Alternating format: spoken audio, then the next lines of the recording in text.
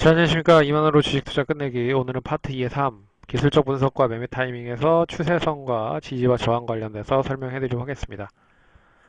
추세선은 앞에서 이제 이동평균선이나 그 봉차트 얘기할 때 간단히 설명을 해드리긴 했는데, 이제 봉차트가 많아지면 많아질수록 이제 추세라는 게 생기죠. 이동평균선도 마찬가지로 이동평균선이 어떻게 이제 5일 이동평균선이나 10일 이동평균선이 만들어지는지에 따라서 추세를 만드는 그런 흐름이라고 보시면 될 것 같습니다. 그래서 그 추세를 가지고 어떻게 매매를 할지에 대한 부분을 대응을 해서 전략을 짜놓는 것을 말한다라고 보시면 될 것 같습니다. 그래서 주식 경원에 달리는 말에 올라타라는 말이 있는 것처럼 상승하는 종목을 매수하라는 뜻이고 추세가 계속 상승으로 이런 식으로 올라가는 종목들이 더 많이 상승을 할 수 있다라는 부분으로 설명을 할 수 있는 부분입니다. 음, 추세의 이론 중에서 이 추세 관련된 부분뿐만 아니라 이제 엘리어트 파동 이론 관련된 부분을 설명을 해드리도록 하겠습니다. 모든 이제 추세나 이제 파동이 만들어지는 거는 이제 엘리어트 파동을 이용을 해서 상승을 했을 때 상승장과 하락했을 때 하락장을 통해서 파동을 만든다라고, 그러니까 추세를 만든다라고 쉽게 말해서 설명을 하시면 될 것 같고요. 일단은 상승을 했을 때는 상승파가 1파, 3파, 5파가 있다라고 생각을 하시면 됩니다. 그러니까 이때 그리고 한번 조정 나왔을 때 조정 2파, 3파, 조정 4파, 5파.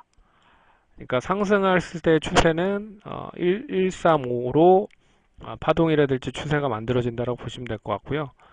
그리고 나서 이제 다시 하락으로 전환됐을 때는 이제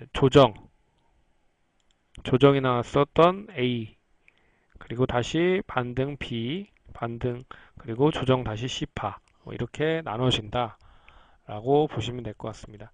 그래서 이거는 이제 파동 이론과 추세를 같이 연결해서 보면 좋을 것 같아서 예, 일단은 추세 쪽에 포함을 시켰다라고 생각을 하시면 됩니다. 그래서 음, 모든 이제 추세가 만들어지고 파동이 만들어지는 거는 이런 흐름으로 만들어진다.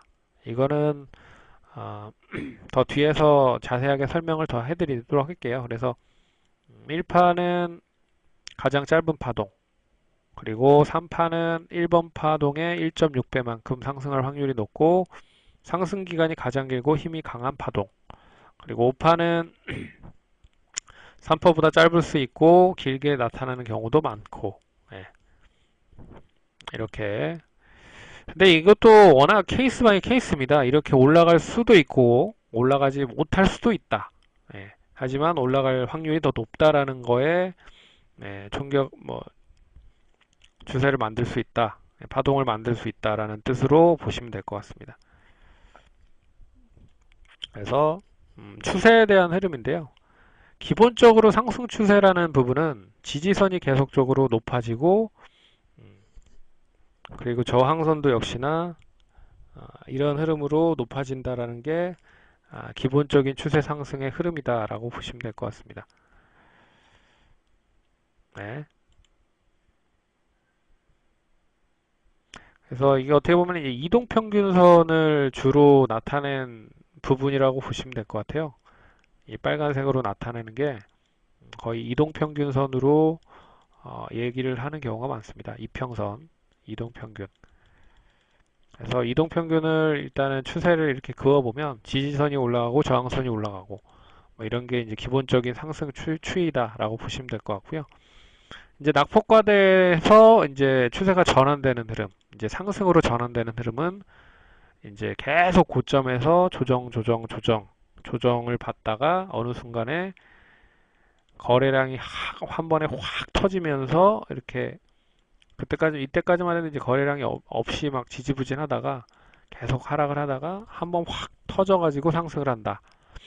네, 그런 흐름은 이제 상승으로 전환될 수 있는 추세가 될 수 있다라는 거를 얘기를 해드린 겁니다. 그래서 이 부분은 다 예시니까 참고를 하시면 될 것 같고요.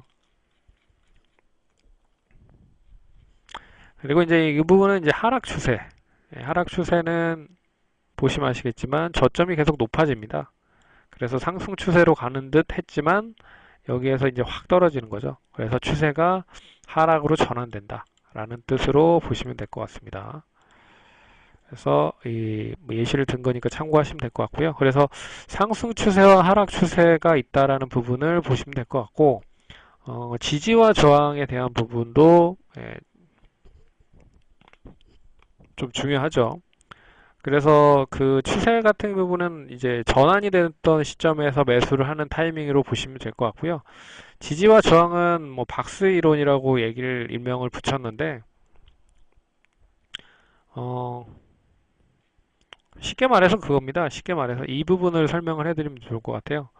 쉽게 말해서 지지는 계속적으로 떨어지지 않는 시점에 지지를 하는 선이 지지선인 거잖아요. 결국 그러니까 이 지금 이 만원 선, 이 만원이라고 할게요. 이 만원 선에서 계속 떨어지지 않고 계속 이 만원 선에 갔다가 11,000원까지 계속 이렇게 움직이는 그런 흐름들을 보인다라고 봤을 때는 만원이 지지가 되는 거죠. 예. 그리고 나서 상승했고 11,000원에 매도, 또 만원에 매수, 11,000원에 매도, 그리고 만원에 매수, 근데 만원에 매수를 하려고 했더니 여기보다 더 빠져요. 네, 그러면 이제 추이가 전환이 되는 거죠.